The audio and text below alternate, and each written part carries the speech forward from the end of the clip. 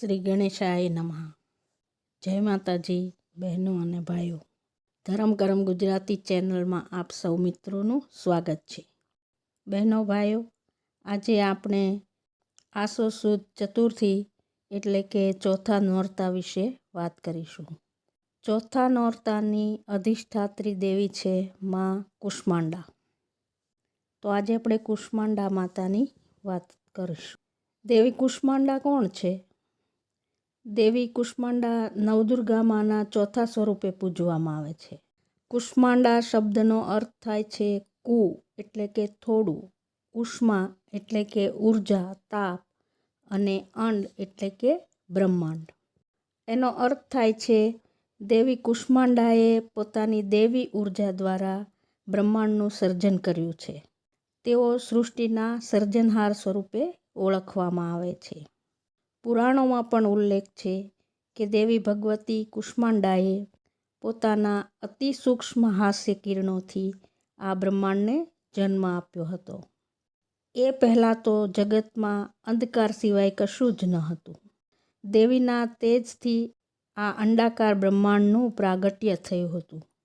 આથી જ તો માતા કુષ્માંડા તે આદિ સૃષ્ટિકારિણી કહેવામાં આવે છે. દેવી કુષ્માંડા અષ્ટભુજાવાળી છે એટલે કે 8 હાથ ધરાવે છે અને તેમના તે હાથોમાં કમંડલ, ધનુષ, બાણ, ચક્ર, ગદા, કમળ અને અમૃતકુંભ તથા જપમાળા છે. તેઓ સિંહના વાહન પર આરૂઢ છે. તેમના મુખમંડળ પર હંમેશા તેજસ્વી હાસ્ય છલકે છે. તે માતા કુષ્માંડા જ સમસ્ત જગતને પ્રકાશિત કરે છે. માતા કુષ્માંડાની પૂજન વિધિ કઈ રીતે કરાય? તો નવરાત્રિના ચોથા દિવસે માતા કુષ્માંડાનું પૂજન થાય છે. શુદ્ધ ચિત્ત અને ભક્તિભાવથી ધૂપ, દીવો, ફૂલ અને નૈવેદ્ય માતાની પ્રતિમા અથવા તો ચિત્ર આગળ અર્પણ કરવામાં આવે છે. માતા કુષ્માંડાને સફેદ કોળું એ એમનું ખાસ પ્રિય છે, પરંતુ તે ન હોય તો ગોળ અથવા કોઈ પણ મીઠાઈ તેમને નૈવેદ્યમાં અર્પણ કરવામાં આવે છે. પૂજા કરતી વખતે ભક્તએ મન, વચન અને કર્મથી શુદ્ધ રહેવું અને માતાનું સ્મરણ કરવું. માતાનું સ્મરણ કરવા માટે માતાનો શ્લોક બોલવામાં આવે છે. માતાનો શ્લોક છે: સુરા સંપૂર્ણ કલશમ રુધિરાપ્લુતમેવ ચ દધાના હસ્ત પદ્માભ્યામ કુષ્માંડા શુભદાસ્તુ મે. એ ઉપરાંત બીજો મંત્ર છે: સૂર્યમંડળ મધ્યવાસિની કુષ્માંડા દેવી મહં ભજામિ. આ મંત્રનું પણ પાઠ કરી શકાય. એ પણ ન ફાવે તો ઓમ એમ રીમ ક્લીમ કુષ્માંડાએ નમઃ એ મંત્રનો 108 વખત જાપ કરી શકાય. એ ઉપરાંત માતા કુષ્માંડાનું કવચ પણ છે, એ પણ ભક્તજન કરી શકે છે. તો કવચ આપણે જોઈએ તો ઓમ આસન સમસ્થિતે દેવી કુષ્માંડા યશસ્વિની કવચમ પઠ્યતે ત્વદ્યમ ત્વચ્છિચ્છયાય મમ પ્રિયે શિરો મે પાતુ કુષ્માંડા લલાટમ પાતુ યશસ્વિની ચક્ષુષી પાતુ વિખ્યાતા કર્ણો પાતુ સુખપ્રદા નાસિકાં પાતુ કાલિંદી વક્त्रं પાતુ મહેશ્વરી જીહ્વાં પાતુ કુષ્માંડા કંઠે પાતુ સુવર્ણદા ભુજા પાતુ મહાદેવી હૃદયં પાતુ સુંદરી નાભિ પાતુ મહામાયા કુક્ષિં પાતુ મહેશ્વરી ગુહ્યં પાતુ જગદંબા પગો પાતુ વિભાવરી સર્વાંગ પાતુ કુષ્માંડા સર્વસિદ્ધિપ્રદા ભવેત. આ કવચનો પાઠ પણ કરી શકાય છે. આ કવચમાં એવી પ્રાર્થના કરવામાં આવે છે કે જેના કારણે માતા ભક્તના શરીરના તમામ અંગોનું રક્ષણ કરે છે. માથું, આંખો, કાન, જીભ, હૃદય, નાભી, હાથ, પગ વગેરે બધું દેવી માતા કુષ્માંડા સુરક્ષિત રાખે છે. ઉપરાંત આ કવચનો નિયમિત પાઠ કરવાથી આયુષ્ય, આરોગ્ય, સમૃદ્ધિ અને વિજય મળે છે. દેવી કુષ્માંડા માતાનો પૂજન અને સ્તુતિ કરવાથી શું આપણને ફળ મળે છે, એનો શું મહિમા છે તે જાણીએ તો દેવી કુષ્માંડા માતાની ઉપાસના દ્વારા આરોગ્ય, આયુષ્ય, સમૃદ્ધિ અને તેજ પ્રાપ્ત થાય છે. ઉપરાંત ભક્તના ચિત્તમાંથી અવિદ્યાનો એટલે કે અજ્ઞાનનો અંધકાર દૂર થાય છે અને જ્ઞાનનો પ્રકાશ પ્રગટે છે.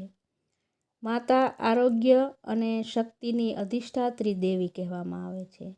એટલે દેવી કૃપાથી ભક્તના મનોબળમાં વૃદ્ધિ થાય છે અને જીવનમાં આનંદની કિરણો ફેલાય છે. તો ચોથા નવરાત્રિએ માતા કુષ્માંડાનું અચૂક પૂજન કરવું જોઈએ. કુષ્માંડા દેવીનો જપ ભક્તના અખંડ સદભાગ્ય માટે મહત્વનો છે. માતા અષ્ટભુજા છે અને તેની ભક્તિથી સુખ, શાંતિ, આયુષ્ય, બળ અને આરોગ્ય પ્રાપ્ત થાય છે. આમ માતા કુષ્માંડા એ હાસ્ય દ્વારા અંધકારનો વિલય કરી નાખે છે. તે બ્રહ્માંડનું સર્જન કરનારી આદિશક્તિ છે અને ભક્તજનોને આરોગ્ય, શક્તિ અને સમૃદ્ધિ માટે સ્ત્રોત છે. હવે આપણે જોઈએ કે આપણે માતાની પૂજા વિધિ કઈ રીતે કરી શકીએ. તો સવાર કે સાંજ બંને સમયે કરી શકાય. વહેલી સવારે પૂજન કરવામાં આવે તો વધુ સારું. સ્નાન કરી સ્વચ્છ વસ્ત્રો ધારણ કરી અને પૂજા સ્થળે ગંગાજળ અથવા શુદ્ધ જળ છાંટીને પવિત્ર કરવું.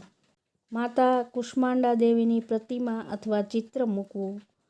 ઘીનો અથવા તેલનો દીપક કરવો. અગરબત્તીને ધૂપ કરવો અને માતાને લાલ કે પીળા ફૂલ અર્પણ કરવા.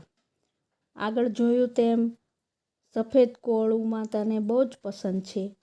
જો એ મળે તો એ ધરાવવું, નહીં તો મીઠાઈ અથવા ગોળ પણ ધરાવી શકાય.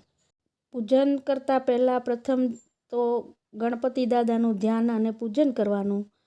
ત્યારબાદ કળશને, જો આપણે કળશ પધરાવેલો હોય, ઘટ સ્થાપન કરેલું હોય તો કળશની પૂજા કરવી અને નીચેનો મંત્ર બોલવો. સૂર્યમંડળ મધ્યવાસિની કુષ્માંડા દેવી મહમ ભજામી. અને ધૂપ, દીપ, ફૂલ બધું અર્પણ કરવું અને છેલ્લે મીઠાઈ અર્પણ કરવી. આ રીતે પૂજા કરી અને આગળ કહ્યું તે કવચનો પાઠ અથવા તો ઓમ એમ રીમ ક્લીમ કુષ્માંડાએ નમઃ એ મંત્રના 108 વાર જપ કરવો. આટલું કરવાથી માતા ખૂબ જ પ્રસન્ન થાય છે અને ભક્તને આરોગ્ય અને સમૃદ્ધિ પ્રદાન કરે છે. ભક્તોનું અજ્ઞાન દૂર થાય છે અને તેનું તેજ વધે છે. જો બીજા બધા મંત્રો મોટા કે અઘરા લાગતા હોય તો ઓમ દુર્ગાએ નમઃ અથવા ઓમ કુષ્માંડાએ નમઃ એ નાના મંત્રનો જાપ પણ કરી શકાય. તો આ રીતે આપણે સૌ આવતીકાલે માતા કુષ્માંડાનું પૂજન કરીએ અને માતાની કૃપા પ્રાપ્ત કરીએ. બહેનો ભાઈઓ, આપણી આ ચેનલને લાઇક, શેર અને સબસ્ક્રાઈબ જરૂર કરજો. કોમેન્ટ પણ કરજો. કાલે મળીશું માતાની કોઈ બીજી વાત સાથે. ત્યાં સુધી આપ સૌને મારા જય માતાજી.